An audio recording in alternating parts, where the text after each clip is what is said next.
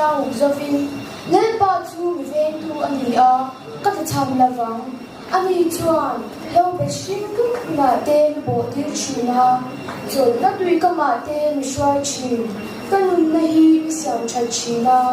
ama min awangin fen lo ma te mi shwai chi ani thim na lim ko ram zo ma ila thil chalo reng reng ka lau lawang nang ka ne na yom sia ital tum le ityang in mi thuman chi na ni mi do tu ti mi hwa ka ma hian do ka ni bua se chi la ka lu hi sha ki thi to a ka na wa hian aliam renga ma thei lovin chan na le nil nei na in ka dam chung zong hian mi zui ze na nga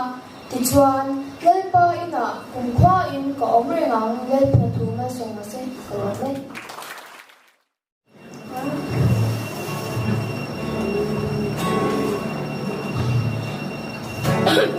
Give me oil in my lamp, keep me burning. Give me oil in my lamp, I pray. Give me oil in my lamp, keep me burning. Keep me burning till the break of day. Sing Hosanna, sing Hosanna, sing Hosanna to the King of Kings. Sing Hosanna, sing Hosanna, sing Hosanna to the King of Kings. Give me oil in my lamp, keep me burning. Give me oil in my lamp, I pray. Give me oil in my lamp, keep me burning. Keep me burning to the great of day. Sing Hosanna, sing Hosanna, sing Hosanna to the King of Kings. Sing Hosanna, sing Hosanna, sing Hosanna to the King. Mi lo mai klang u thu phing te bung thun chang khan a changa chang yang wan te ne na thoron ka fa pa ka dan chu thei ne su la I thin lungin ka thu pek tu chu zom rang zok ro se dam ni le kum te thmuan na te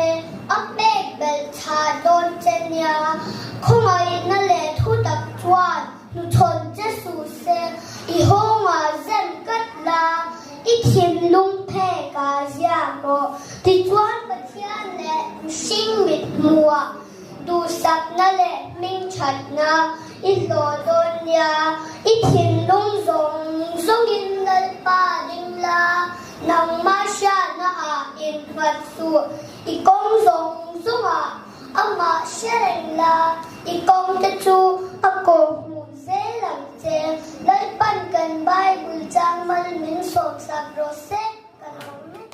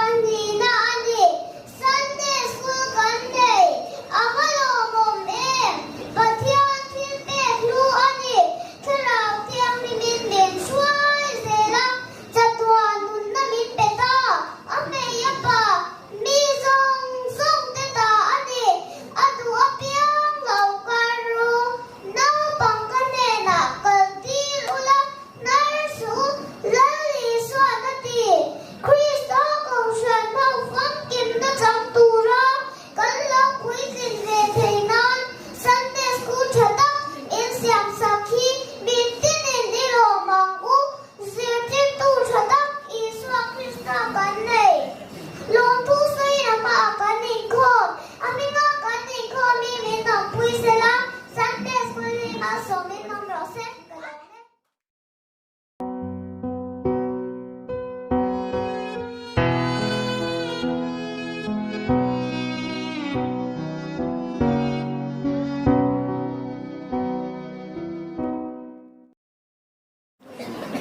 tu sắc nam qua tu evan qua luta em hi nghe muốn dia lung khăn này lâu ông mấy à sinh vật đây anh dịch ngoài này đi đây Pathianni luat tereng anh lại sợ chân khát là hiền anh mà chân là tham lo Pathianni khi nói anh bây giờ sung sung độc anh ma lo ca thiên lầu theo tù rễ anh lung khăm lầu em đi lên vụ án đầu tiên có việc gì anh mau mà vụ tốt để mà tốt ông cho lầu chắc tua là ông tù ông bay in sót anh sợ khả số độ ông bay anh em thiên gây năng đôn rễ anh ngày của lô và thì anh thích theo mình bộ anh ngày của lô thì anh rau đến đi lầu xem tuần chu Lalpa chỉ tu ta đang xuân dùng nên rau bùi anh ý đón tệ lươn nè phun đi cái thiên lầu tan rồi thằng ốc ông minh anh chung ạ lúc này他รับthọc tập chu ở thêm đón chỉ âm thì anh thì nó không có đi đồng anh em mà lâu lên anh muốn được biết hối kỳ rin in làm lệ thầy sáng sẽ là ô Pathianni riêng tu để đa đa thu thung bè khi hành sẽ thiam sáng sẽ là